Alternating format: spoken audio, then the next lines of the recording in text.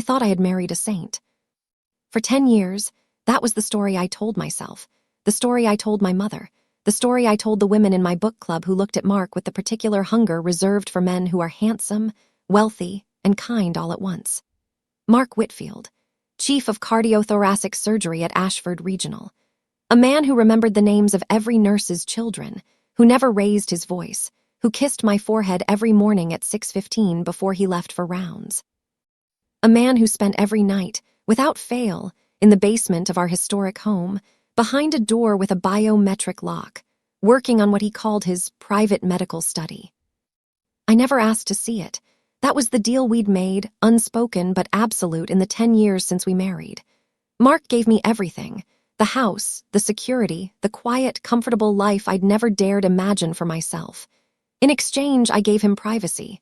One room, one door, one small, sealed-off corner of a marriage that otherwise held nothing back. But 3 nights ago, he left that door open by 2 inches. And what I found on the other side wasn't a study. It wasn't medical texts or anatomical models or the sterile order I'd always imagined for a surgeon's private sanctuary. It was my childhood bedroom, not a version of it, not something similar. The exact room, rebuilt in a stranger's basement. The yellow rose wallpaper that stopped being manufactured before I turned 12. The exact paperback spines lined up on the exact shelf. The smell, faint and impossible, of a perfume my sister used to wear. My sister, who burned to death in a house fire when I was 14 years old. I stood in that doorway for what felt like an hour, though it could only have been seconds, my hand still on the frame, my whole body refusing to step forward or back. And then I saw the diary on the nightstand. Not dusty, not decades old. The leather still supple, the pen resting in the crease of an open page, the ink of the last entry still faintly wet under the lamplight. It wasn't Mark's handwriting. The final line read, "He's coming back early. If you're reading this, don't look behind the vanity mirror." That was when I heard it, the soft electronic chirp of the biometric scanner on the basement door, 2 floors up, followed by footsteps on the stairs. Mark was home. My name is Sarah Whitfield, and before I tell you what happened in that basement, I need you to understand who I was before I found it. Not because it excuses anything I did afterward, but because I think it explains why it took me 10 years to ask the one question I should have asked on our wedding night. Why does a happy man need a locked room? I grew up in Millbrook Falls, a town small enough that everyone knew everyone's business, except, apparently, mine. My parents were quiet people. My father ran the hardware store on Main Street. My mother kept the books for half the businesses in town. We weren't wealthy, but we weren't poor either.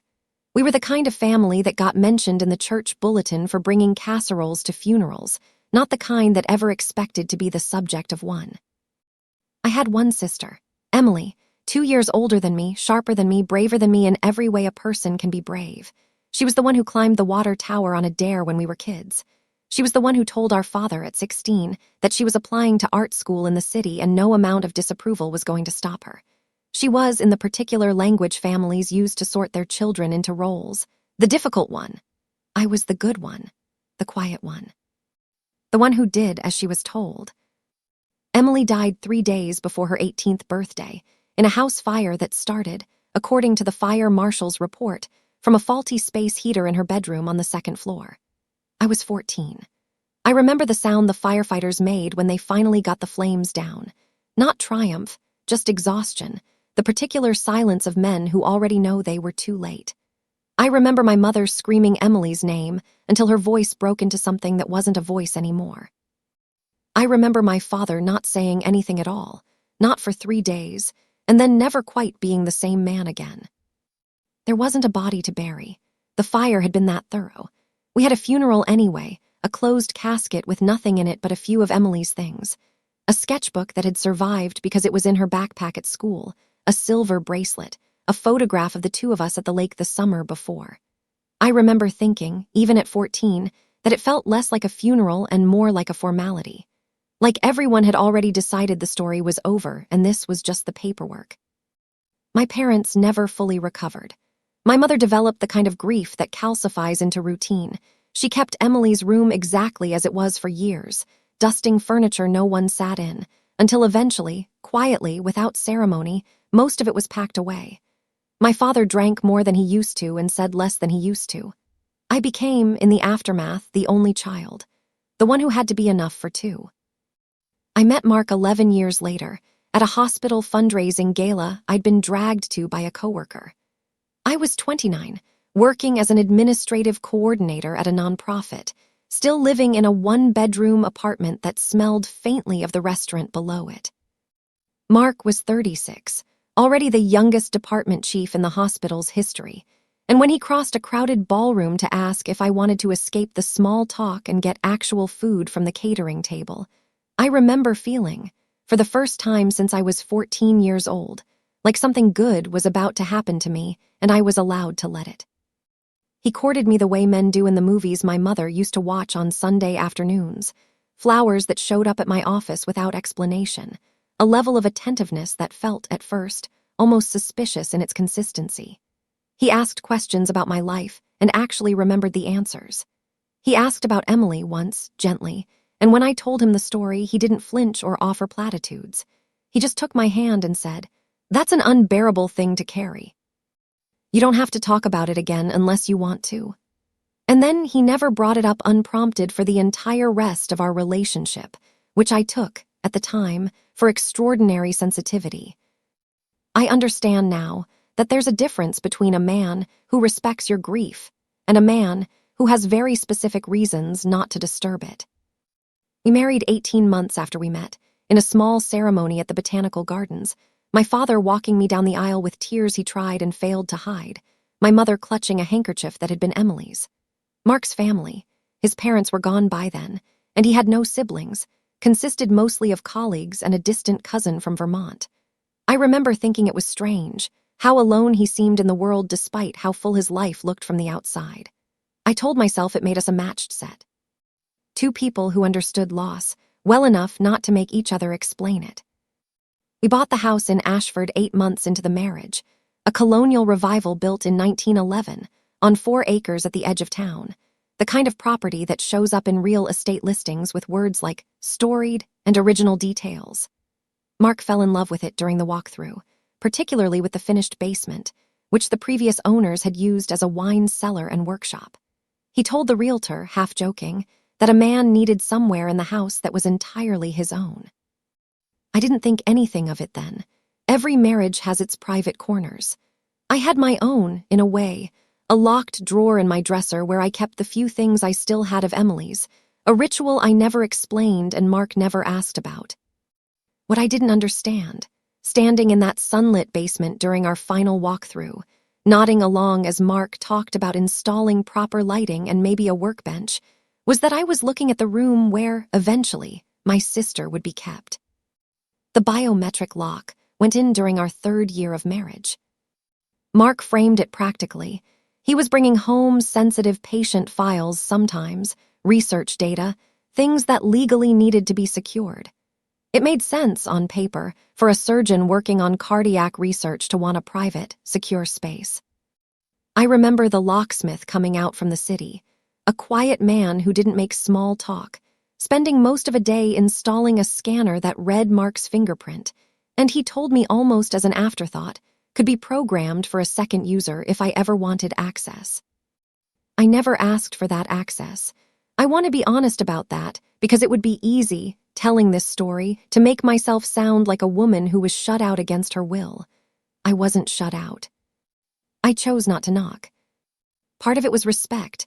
Mark worked long, brutal hours, and if he wanted somewhere quiet to decompress or focus, I didn't feel entitled to intrude on it. Part of it, if I'm honest with myself now, was something closer to relief. A marriage with one locked door in it is a marriage with a room you don't have to manage, don't have to clean, don't have to worry about. I had enough to manage. I'd taken on more responsibility at the nonprofit. We were trying, unsuccessfully, for a baby that never came, and there was a particular ease in simply not thinking about what was behind that door. Mark went down to the basement most nights after dinner, sometimes for an hour, sometimes for 4. He'd emerge for bed looking the way he always looked, composed, tired in the ordinary way surgeons are tired, occasionally smelling faintly of sawdust or once or twice of paint. When I asked what he was working on, he'd say, a research model, or a teaching aid for the residents, and change the subject with the smooth, practiced ease of a man who had learned exactly how much detail satisfies a question without inviting a follow-up. I want to tell you I never wondered. That wouldn't be true. There were nights, especially in the earlier years, when I'd lie awake listening to the faint sounds carrying up through the old house's vents, a rhythmic tapping, once what I could have sworn was the low hum of someone talking, another time, unmistakably, music. Classical, something with strings, playing softly enough that I told myself I'd imagined it. I asked him about the humming once, maybe 4 years in. He laughed, easily, and said he sometimes left a radio on for white noise while he worked, that surgeons' hands liked rhythm even when their conscious minds were elsewhere. It was a good answer. It was the kind of answer that closes a question instead of opening it, and I was, by then, well practiced in accepting those. The humming got worse, or rather, more frequent, about 2 years ago. I started hearing it several nights a week, always after 11, always stopping abruptly, as though someone had noticed the volume and caught themselves. I told myself it was the radio. I told myself a lot of things. There was a period, I'll admit, when I suspected an affair. It's the story that makes the most sense to a woman lying awake listening to a man's private hour behind a locked door. Not a hidden sister, not a rebuilt bedroom, but another woman, brought quietly into the house on the nights. I took sleeping pills and slept too deeply to notice a car in the driveway. I even once checked the security camera footage from our front gate, scrolling through weeks of empty, unremarkable footage until I felt foolish enough to stop. I never found evidence of another woman. What I found, eventually, was so much worse that I would have almost preferred the affair. The final piece that made me stop accepting Mark's easy answers came 8 months ago, when I was doing laundry and found, in the pocket of his suit jacket, a receipt from a specialty paint supplier 2 towns over. Nothing unusual in itself, except the paint color listed was antique rose, the exact, discontinued shade of the wallpaper trim in what had been Emily's childhood bedroom, a color I hadn't thought about in over a decade, and would have had no reason to recognize except that I had spent years of my adolescence staring at it. I told myself it was a coincidence.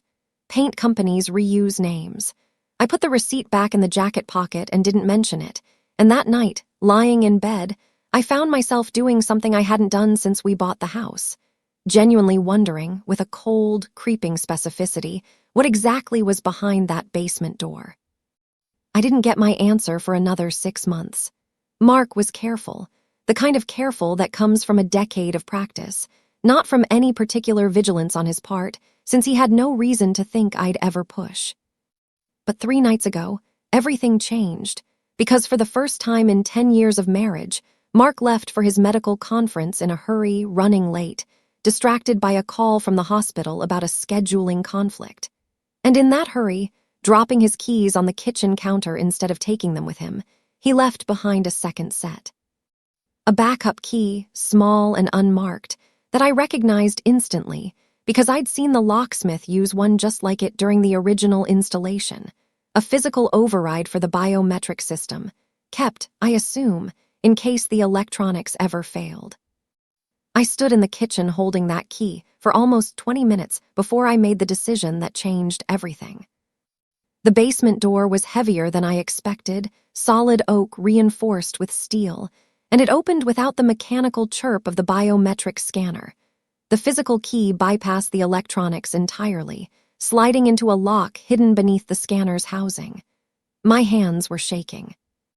I remember that specifically, because I kept telling myself there was nothing to be nervous about, that I was about to find a research lab, or a wine cellar Mark had turned into a man cave, or, worst case, evidence of an affair I'd have to decide how to survive. The stairs down were carpeted, which surprised me, soft, deliberate, nothing like the bare concrete steps I remembered from our final walkthrough 8 years earlier. Someone had put real money and real thought into this space. The stairwell walls were painted a soft cream, hung with small framed photographs I didn't recognize, family photos from an angle I'd never seen. And it wasn't until I was 3 steps from the bottom that I realized why. They were photos of my family. My parents. Me at maybe 6 years old on the porch of our old house on Larch Street. And Emily. Emily in a school photo I hadn't seen in 20 years. Emily on the water tower, mid-climb, laughing at whoever held the camera. I don't remember walking the rest of the way down. I remember standing in the doorway of what should have been a workshop or a wine cellar, and instead finding myself looking at my sister's bedroom. Not a tribute, not a shrine assembled from memory. An exact physical reconstruction. The yellow rose wallpaper with the antique rose trim, the paint from that receipt now explaining itself in horrible, precise detail. The white iron bed frame Emily had begged our parents for on her 15th birthday.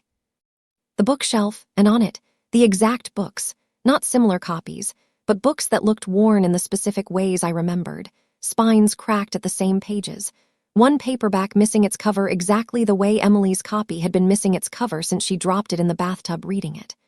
A record player in the corner, the kind Emily had saved 3 summers of babysitting money to buy.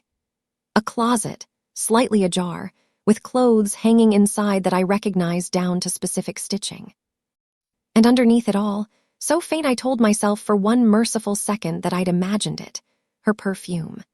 A vanillian something floral scent Emily used to dab on her wrists before school, a drugstore brand that had probably been discontinued years ago, filling that basement room like she'd only just stepped out.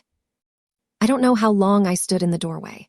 Long enough that the shaking in my hands became a shaking in my whole body. Long enough that I had to put a hand against the doorframe to stay upright. Long enough that some small, functioning part of my mind started trying to construct an explanation that wouldn't require me to question everything I believed about the last 20 years of my life. A shrine. Mark had built me a shrine to my dead sister. Some elaborate, secret, deeply strange gesture of love and grief by proxy that I would eventually have to find a way to feel touched by instead of horrified. That explanation lasted exactly as long as it took me to see the nightstand. The diary was sitting there, closed, a plain leather journal with a small brass clasp, unlocked. Beside it, a pen, uncapped, resting at an angle that suggested it had been set down mid-sentence rather than placed deliberately. I picked up the diary with hands that no longer felt like they belonged to me, and I opened it to the last written page. The handwriting wasn't Mark's. I would have known Mark's handwriting anywhere, precise, small, the controlled penmanship of a surgeon. This was looser, rounder, achingly familiar in a way that made my stomach drop before my conscious mind caught up to why.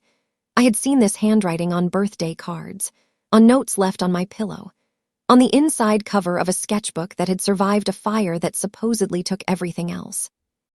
It was Emily's handwriting.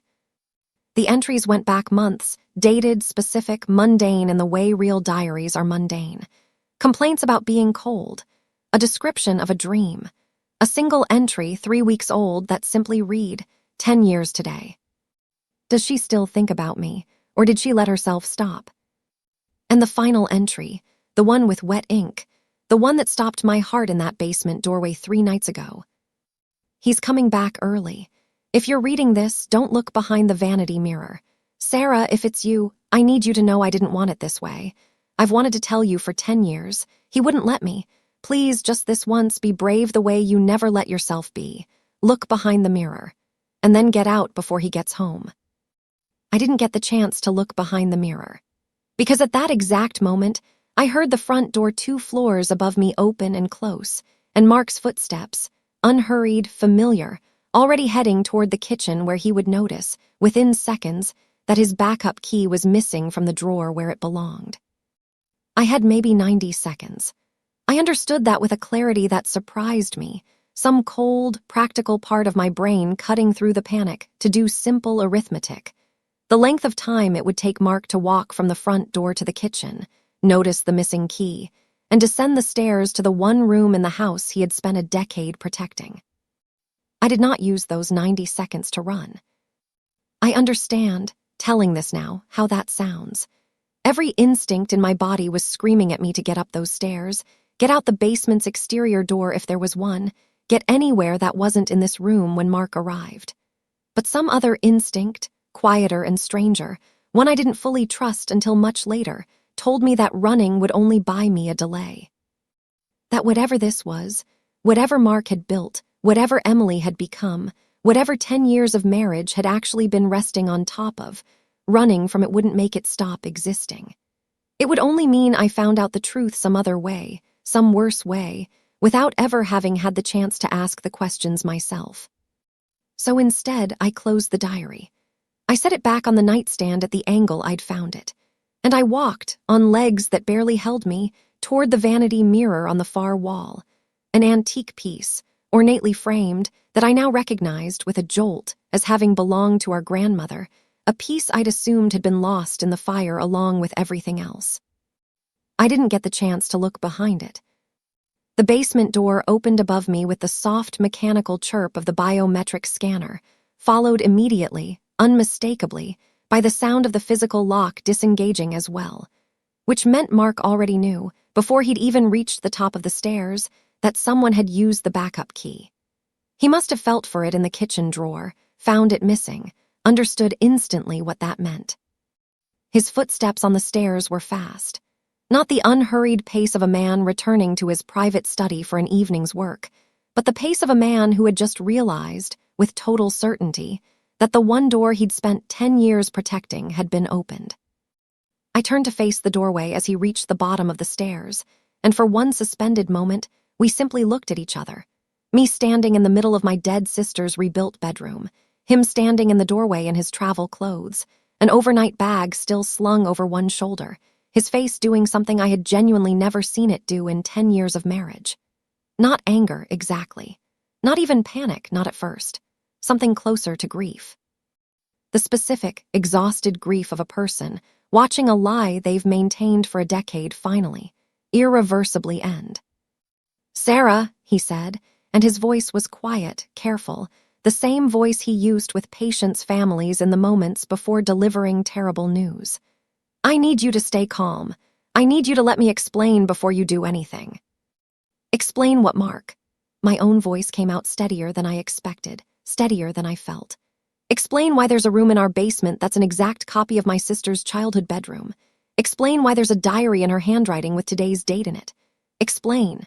My voice cracked, finally, on the word I'd been avoiding since I opened that diary. "Explain why I can still smell her perfume in this room, Mark, 10 years after I watched them tell my parents there was nothing left to bury." He didn't answer right away. He set the overnight bag down slowly, deliberately, the way you'd move around someone standing too close to a ledge, and he took one step into the room, his hands visible, open, a posture I recognized from every hospital drama I'd ever half-watched, the posture of a man trying not to spook someone. "She's not dead," he said finally. "Emily isn't dead, Sarah. She hasn't been dead for a long time. And everything I've done, this room, the diary, 10 years of lies, I did to keep her alive and keep you safe. I need you to understand that before anything else happens tonight. I need you to understand that whatever you're about to hear from her, it isn't the whole truth. Only I know the whole truth. And once you hear it, Sarah, I don't think you're going to want to unhear it." Behind him, from somewhere in the wall I hadn't noticed, a section of paneling beside the closet seemed so precisely I'd mistaken it for decorative molding. I heard a soft mechanical click, the sound of a second hidden door beginning to open. "He's lying," said a voice I hadn't heard in 10 years, rough now, unfamiliar in its rawness but unmistakable in its shape, the exact cadence I used to hear calling my name down the hallway of our childhood home. "Sarah, don't listen to a word he says. He's not protecting you. He never was.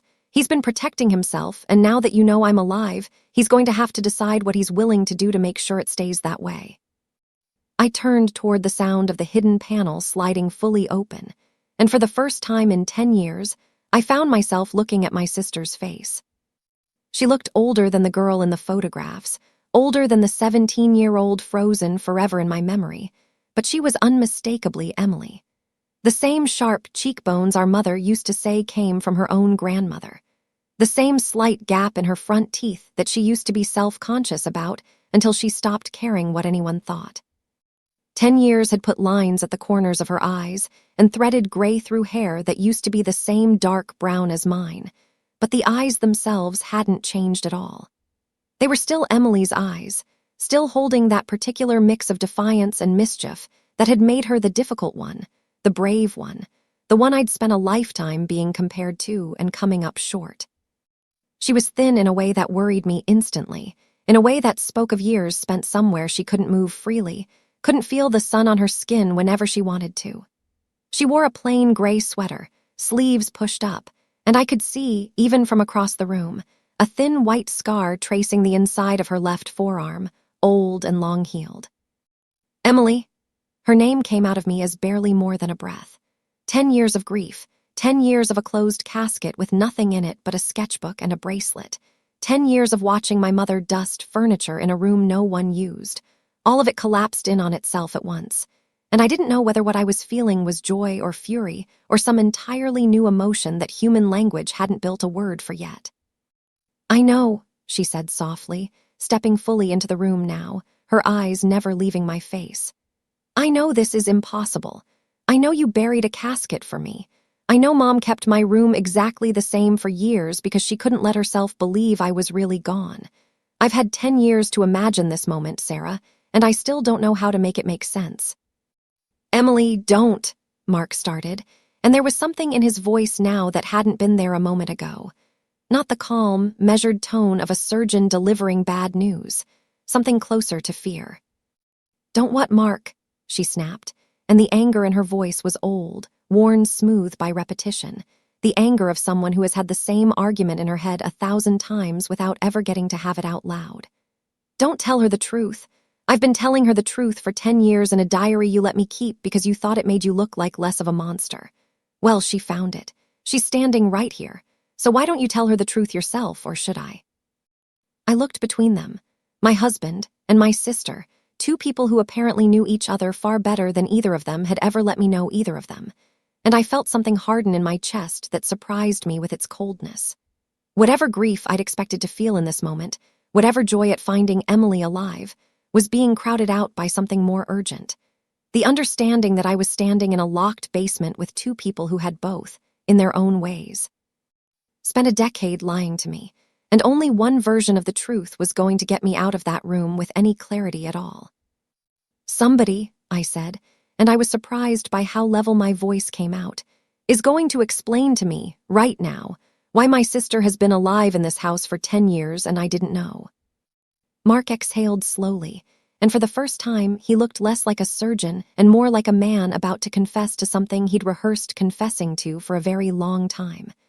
14 years ago, before I ever met you, I was a third-year resident doing a rotation at Ashford Regional. Emily was brought into the ER, not from a fire, Sarah, from an overdose. She'd gotten involved with people in the city, people your parents never knew about, people who dealt in things that get you killed one way or another. The fire your family was told about was a story constructed by people who needed everyone, including the police, to believe Emily Preston was dead, because the alternative was that she was a witness to something that would have gotten her killed for real. "What people?" Emily's jaw tightened. "Say it, Mark. Say what you actually mean, or I will." "She witnessed a murder," Mark said quietly. "A local property developer, Daniel Voss, laundering money through construction contracts, and one of his partners disappeared after threatening to go to the police. Emily was there. She saw what happened to him.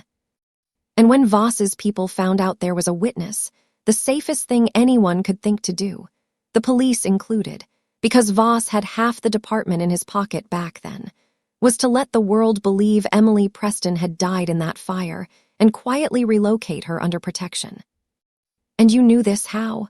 I turned on him, my voice rising now despite my best efforts to keep it level. "You were a resident. Why would anyone involve a third-year resident in something like this?" "Because I was the doctor who treated her that night," Mark said. "And because 6 months later, when the arrangement with witness protection fell through, when the funding dried up, when the case against Voss quietly collapsed for lack of a living witness willing to testify, somebody needed to figure out what to do with a 20-year-old girl who legally didn't exist anymore. I was 26 years old, ambitious, and I made a decision I've spent every day since trying to convince myself was the right one. I told the people handling her case that I would take responsibility for her. Quietly, off the books. I'd keep her safe, keep her hidden, and in exchange— He stopped. In exchange, Emily finished, her voice flat. He got to keep an eye on the only witness who could ever connect him to something he wanted buried even deeper than Voss did. The room went very quiet. Somewhere above us, I could hear the old house settling, the ordinary creak of a 100-year-old structure, absurdly mundane against the weight of what was being said. "What is she talking about, Mark?" I asked. Mark's hands, which had been open and visible this whole time, closed slowly into fists at his sides. "There's a piece of this that Emily doesn't fully understand," he said. "Your grandmother's estate, the one that funded this house, the one that funded my research grants, the one that's kept this family financially secure for a decade, wasn't structured the way you think it was. Your grandmother left a trust, Sarah, split between you and a sister everyone believed was dead. If Emily had ever resurfaced, legally, publicly, that trust would have had to be restructured.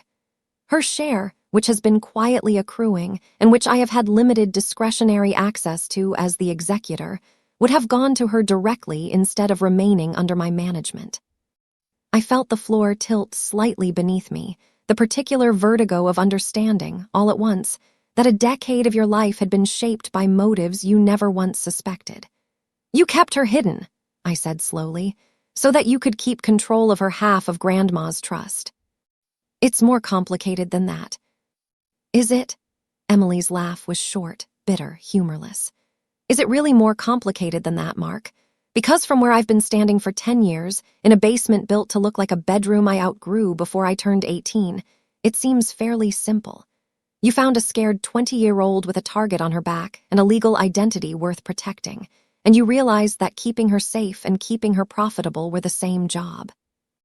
I want to tell you that in that moment, standing between the two people I had trusted most in the world, my husband and my resurrected sister, the right choice was obvious.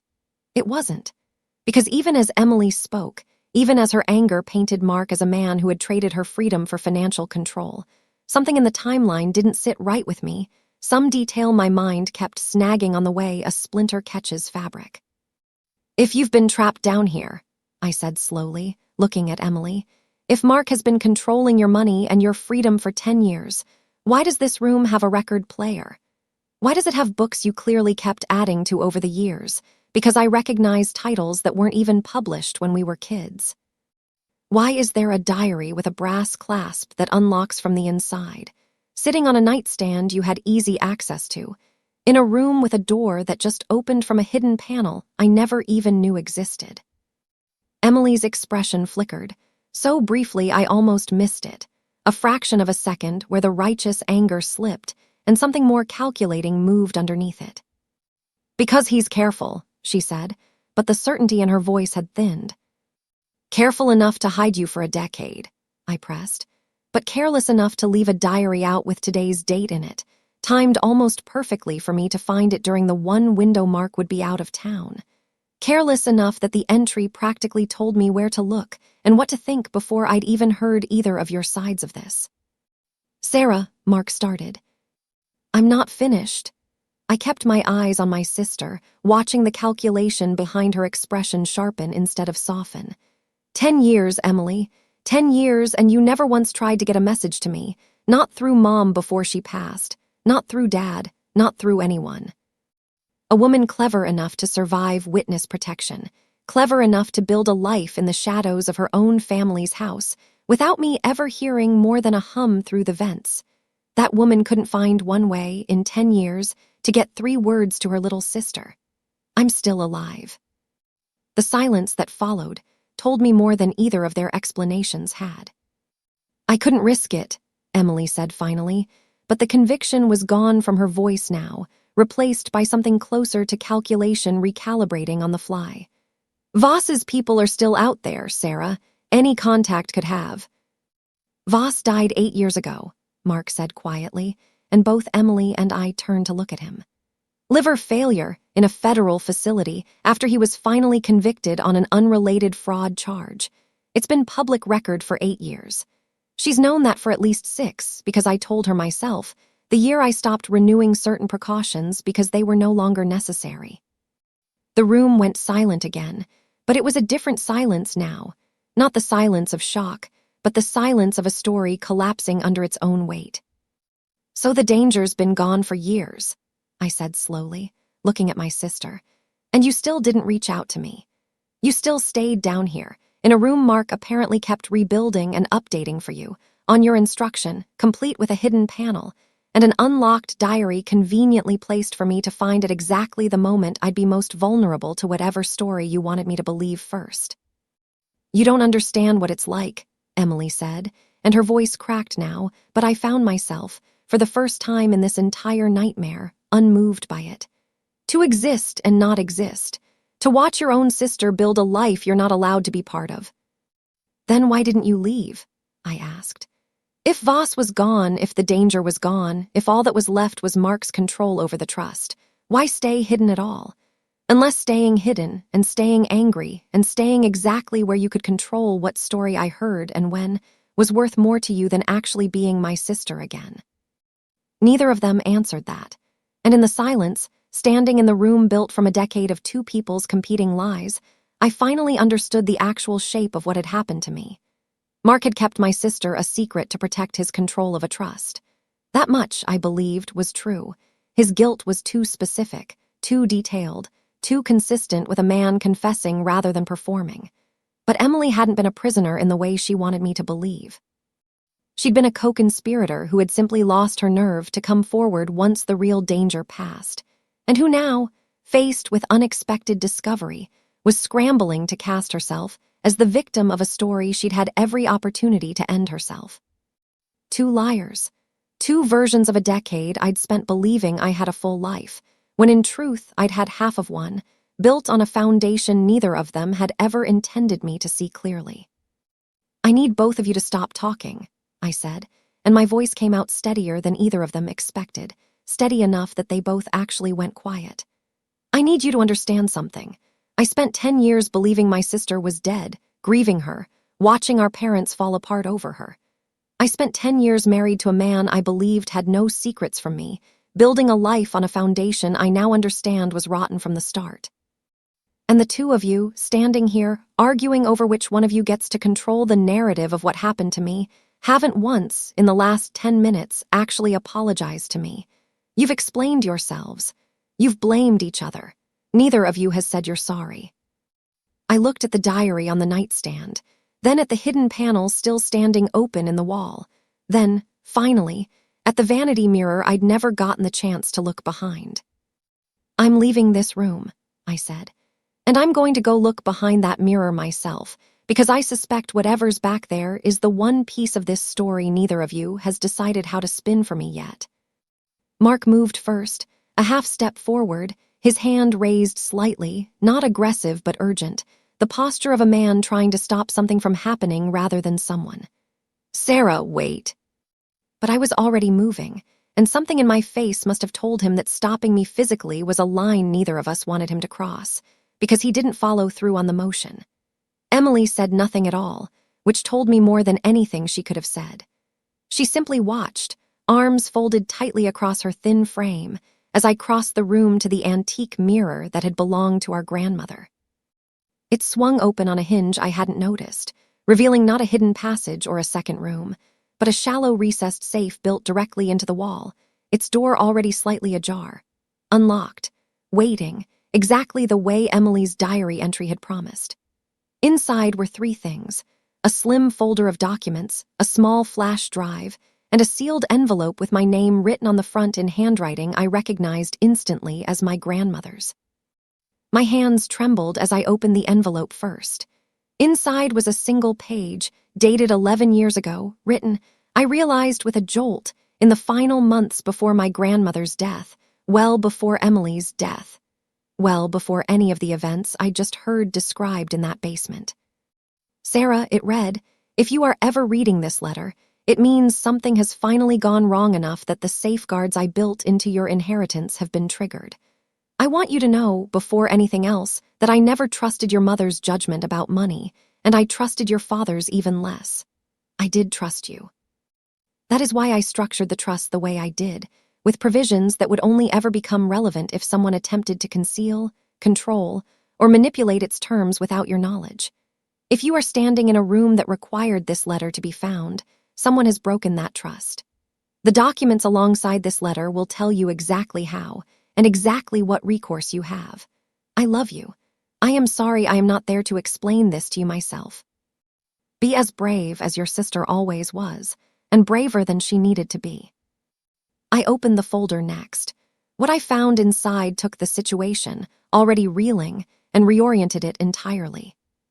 The documents weren't primarily about Emily at all.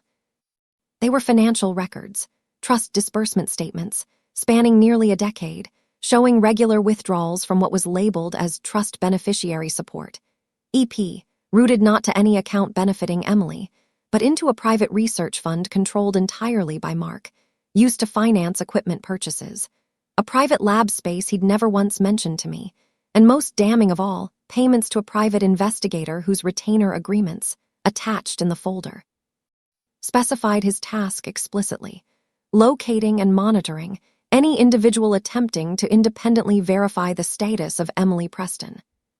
Mark hadn't just been hiding Emily to protect a trust from restructuring. He had been actively spending trust funds that were legally half mine, to build a research career on Emily's stolen inheritance, and to ensure that no one, not Emily, not me, not any investigator either of us might have hired, ever pieced together the truth. The diary, the room, the careful 10-year performance of a devoted, protective husband. All of it had been maintained, in part, because dismantling it would have exposed exactly how much of his research funding had never legally belonged to him at all. "You've been stealing from her for 10 years, I said quietly, looking up at Mark, and for the first time since I'd found that basement door open 3 nights ago, I watched real fear enter his face. Not fear of losing me, I understood now, but fear of what these documents, in the hands of a lawyer, would mean for the career, the reputation, and the freedom he'd built on top of a decade of quiet, meticulous fraud. "Sarah, I can explain the fund structure. It's not as simple as—" "It's exactly that simple," I said. "You used my sister's disappearance to steal from a trust my grandmother built to protect me. And Emily—" I turned to her, watching her face carefully now, watching for the flicker of calculation I'd caught earlier. "You knew. Didn't you? You've known about this fund for years. That's the leverage you've been sitting on this whole time, waiting for the right moment to use it. Not against Mark, against me. Because whatever happens next, whoever I choose to believe, you intend to walk away from this with a claim on that trust too." Emily didn't deny it. She didn't need to. The silence in that basement room told me everything the last decade hadn't. I didn't confront either of them further that night. I gathered the folder, the flash drive, and my grandmother's letter, and I walked up the basement stairs without another word, leaving Mark and Emily standing in the wreckage of a story neither of them had managed to fully control. I heard them start arguing before I even reached the top of the stairs. Not about me, I suspected, but about what came next now that the leverage they'd each been quietly holding over the other had been exposed to the one person who could actually do something about it. I didn't sleep in that house again. What I did, over the following 6 weeks, was move with a patience I didn't know I had. I found a trust attorney 2 states away, someone with no connection to Ashford or to Mark's professional circle, and I laid out the documents from that safe with the flash drive's contents, which turned out to contain years of correspondence between Mark and the private investigator, financial records that corroborated everything in the folder, and most usefully, a series of emails in which Mark discussed, in explicit terms, his intention to keep Emily's existence concealed until the trust matures under current management, language my attorney described, with a kind of grim professional satisfaction, as essentially a signed confession. I also, separately, hired my own investigator to look into Emily's actual circumstances over the past decade, not to attack her, but because I needed, for my own sake, to understand how much of what she'd told me in that basement had been true. What I learned was a more complicated picture than either villain or victim. Emily had, in fact, witnessed the aftermath of Voss's crime as a scared 20-year-old caught up in circles she shouldn't have been in. Mark had, in those early years, genuinely protected her from real danger. But somewhere in the years that followed, once the danger passed and the arrangement calcified into something else entirely, Emily had made her own choice to stay hidden, to keep drawing on Mark's guilt and his need for control, to let our mother die without ever knowing her daughter had lived. That choice belonged to her, not to Mark, and I needed to hold both of them accountable for the specific harm each had caused, rather than letting one villain's larger crime obscure the other's smaller, quieter one. The lawsuit, when it came, was thorough, and by design, almost entirely bloodless. My attorney structured the case not as a dramatic public unraveling, but as a precise, document-driven trust litigation, breach of fiduciary duty, misappropriation of trust assets, and a formal petition to remove Mark as executor. All filed quietly, all supported by evidence so overwhelming that his own attorneys advised him, within the first month, to settle rather than fight. He settled. He had no real choice. The financial records alone would have ended his medical license even without a criminal referral, and the criminal referral, once my attorney filed it with the state's fraud division, moved forward regardless of any settlement, because trust fraud on that scale isn't the kind of thing prosecutors decline to pursue once it lands on their desk with a paper trail this clean. Mark lost his position at Ashford Regional within 4 months. His medical license was suspended pending the outcome of the fraud investigation, and by the time the case concluded a year later, he'd accepted a plea agreement that avoided prison but ended his career permanently. No hospital in the country was going to hire a surgeon with a fraud conviction attached to a decade of trust manipulation. Emily's part in the aftermath was quieter, messier, and, in its own way, sadder. She didn't face criminal charges. She had, after all, been a genuine witness to a genuine crime at the start of this, and the years that followed, however manipulative, weren't illegal in the way Mark's actions had been. But when the trust was finally restructured, her share came with legal conditions I insisted on, conditions that required transparency and accountability neither of us had ever had with each other before. We didn't rebuild the relationship we'd had as children. That version of us, the two sisters on the water tower, one brave and one careful, was too far gone to fully recover. But we built something smaller and more honest.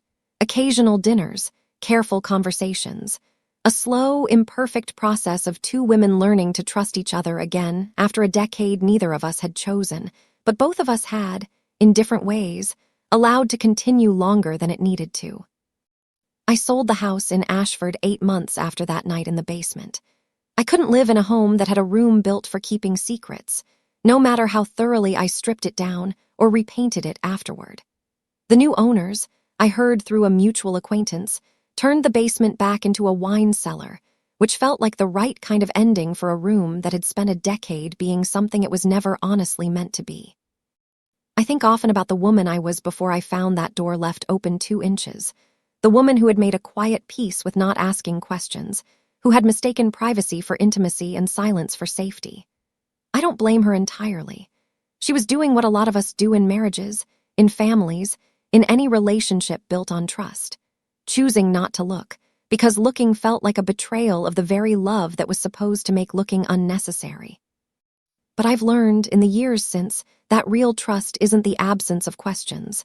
It's the presence of honesty even when no one's asking. Mark never gave me that. Emily, for all her genuine suffering, didn't either, not for a decade, not until she had no other choice. And the hardest lesson of that basement wasn't about either of them.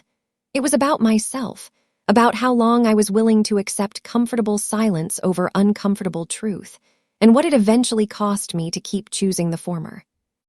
I live alone now, in a smaller house on the other side of town, in a place with no locked doors and no rooms I haven't seen.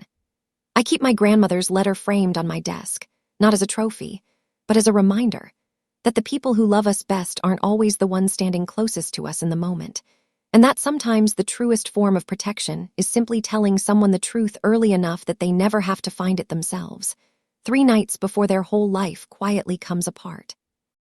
If there's one thing I'd want anyone listening to this to take with them, it's this. If there's a door in your life you've stopped asking questions about, a silence you've mistaken for peace, a room you've decided isn't yours to open it anyway. Whatever's behind it, you deserve to know. And whatever it costs you to find out, it will cost you more in the end to keep living beside a lie you were too afraid to name.